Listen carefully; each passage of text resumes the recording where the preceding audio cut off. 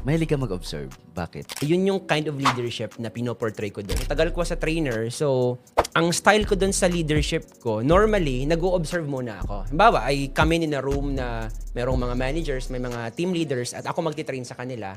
And I don't normally voice out my opinion at first. Ayoko yung ganong klaseng leader na ako nagvo-voice out or siya nagvo-voice out ng opinion. Reason because, may dalawang bagay ako makukuha doon eh. If I let each of the person voice out their own opinion at first, nag-o-observe ako kung ano ba mindset nila. Paano nila inintindi yung topic namin.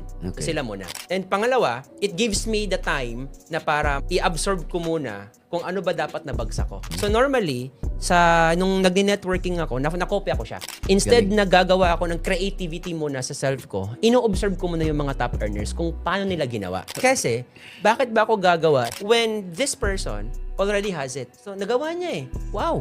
Galing ng idea niya. So, okay, sige. I'll take that into consideration. Dadagdagan ko na lang.